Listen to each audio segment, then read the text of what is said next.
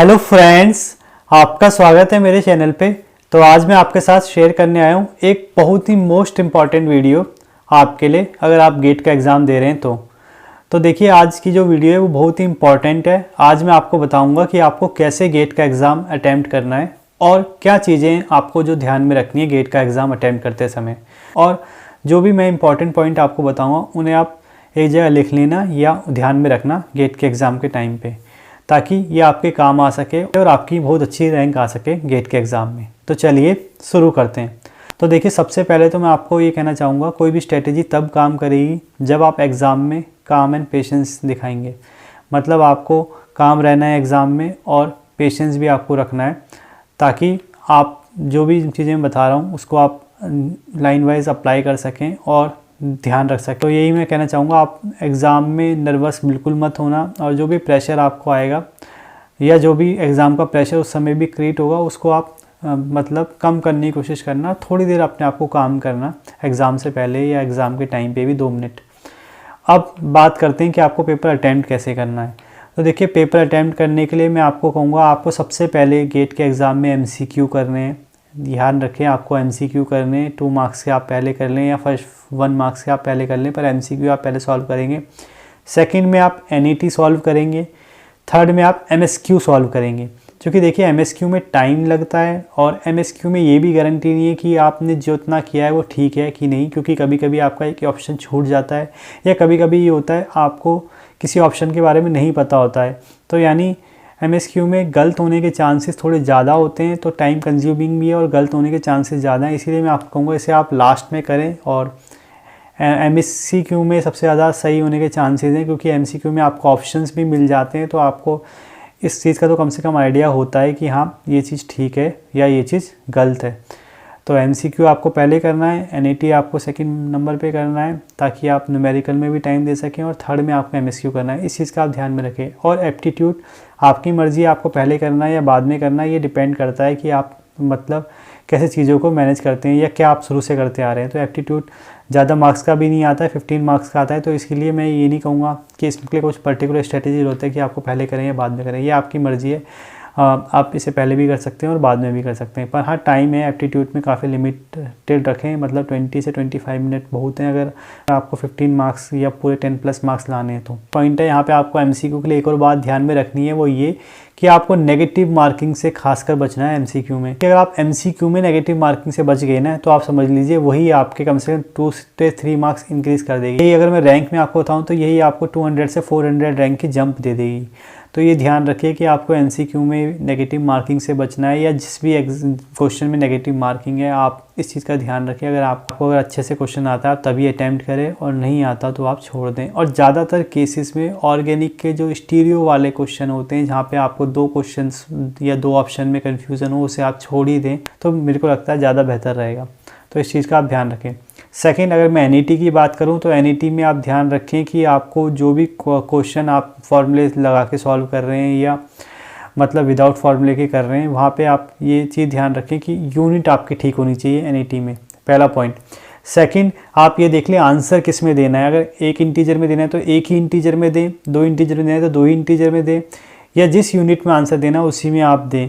और नेगेटिव अगर आपकी वैल्यू आ रही तो नेगेटिव भी लिखने का ऑप्शन होता है, नेगेटिव में ही आंसर दें, और पॉजिटिव आ रही तो पॉजिटिव में ही आंसर दें। ये चीज़ ध्यान रखें NET में। NET में आपको ये भी कहना चाहूँगा, NET में नेगेटिव मार्किंग तो होती नहीं है, तो इसीलिए अगर आपको कुछ भी नहीं आ रहा तो आप कुछ भी नंबर फीड कर सकते हैं जो आपको आसपास लग रहा है। ये ज़्यादातर केसेस में अगर आप 5 लिख के छोड़ दें तो मुझे लगता है कहीं ना कहीं वो ठीक हो जाता है, या हर बार ऐसा देखा गया है कि 5 एक ना एक आंसर होता है, तो आप 5 लिख दीजिए। एक ये तुक्का समझ लीजिए या ऐसी मतलब इंट्यूशन समझ लीजिए मेरी, कि आप 5 लिख सकते हैं NET में। अब बात करते हैं MSQ की। तो देखिए MSQ में मैं आपको ये सलाह देना चाहूँगा, एक तो MSQ आप लास्ट में करें, दूसरा आप MSQ में उस ऑप्शन को आप ज़्यादातर केसेस में टिक कर दें जिसका आइडिया आपको थोड़ा सा भी ना हो। क्योंकि देखिए MSQ में क्या होता है, कोई नई स्टेटमेंट पूछ लेते हैं और वो कहीं ना कहीं किसी ना किसी बुक की स्टेटमेंट होती है, और या ज़्यादातर जिसमें बच्चों ने ध्यान नहीं दिया होता है, और वो ज़्यादातर केसेस में राइट होती है, तो आप उसको टिक कर सकते हैं। और जहाँ पे ऑल ऑफ अबव हो उसको भी आप अच्छे से ध्यान में देख लेना MSQ में। मतलब ऐसा भी हो सकता है कि वही ऑप्शन आपका ठीक हो, तो ऑल ऑफ अबव वाला भी अच्छे से पढ़ लेना, न्यू स्टेटमेंट भी आप अच्छे से पढ़ लेना। अब ऑल ऑफ अबव से मुझे याद आया, ऐसे ही एमसीक्यू में भी आप ध्यान रखना, जब आप एमसीक्यू कर रहे होंगे जिस भी क्वेश्चन में 0 ऑप्शन में हो उसको क्वेश्चन को अच्छे से पढ़ लेना, क्योंकि वहाँ पे ज़्यादा केसेस में क्या होता है, कई चीज़ें कांस्टेंट वैल्यू रहती हैं और उसी से वैल्यू आपकी जो आंसर की वैल्यू है 0 आ जाती है। तो 0 वाला आंसर ज़्यादातर केसेस में ठीक भी हो जाता है, तो उसको आप देख लेना। और 1 वाला भी ऐसे ही 0 और 1 एंड जहाँ पे ऑल ऑफ द अबव वो भी।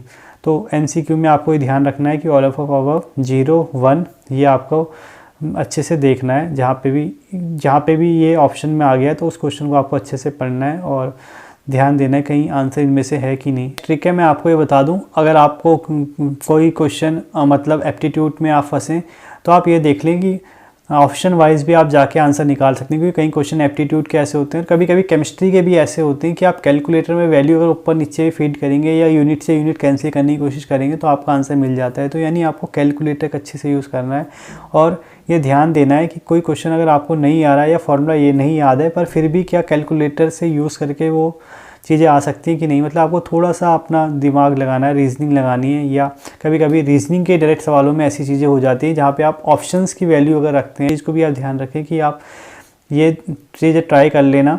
और इसे जब आप ट्राई करें उसे भी आप लास्ट में ट्राई करना है, ऐसा नहीं कि आप बीच एग्ज़ाम में ट्राई करने लग जाएँ। आप मतलब बीच एग्ज़ाम में ट्राई करने लग जाएँ, लास्ट में जब आप पे टाइम हो सफिशिएंट तो आप इस चीज़ को ट्राई करना कि आप ऑप्शन से क्या क्वेश्चन पे जा पा रहे हैं और कौन उससे आपका क्या सही आंसर निकल जाता है, उसको आप जरूर ट्राई कर लेना गेट में और एप्टीट्यूड में खास करके इसमें, और केमिस्ट्री में उन क्वेश्चनों पे जहाँ पे आप देखेंगे कि यूनिट कैंसिल हो रही है और इस यूनिट में आपका आंसर आना चाहिए। लास्ट अब मैं कुछ पॉइंट्स अगर आपसे डिस्कस करना चाहूँ वो भी बहुत इंपॉर्टेंट है। एक तो ये कि आपको जितना भी आपने पेपर किया है उसके बाद आप रिवाइज जरूर उस पेपर को कर लेना, यानी 15 to 20 मिनट्स अपने पेपर के लिए रिवीजन के लिए आप रख लेना, कि मतलब ये देख लेना कहीं आपने कोई ऑप्शन गलत तो टिक नहीं कर दिया है, खासकर एमसीक्यू नेगेटिव मार्किंग वाले में। क्योंकि कभी कभी क्या होता है कि हमारे दिमाग में तो बी आंसर होता है और हम सोचते हैं हमने बी टिक करा पर हमने वहाँ पर सी कर दिया होता है टिक। तो ये चीज़ आपको ध्यान में रखनी है कि आपने ऑप्शन सही टिक करें कि नहीं।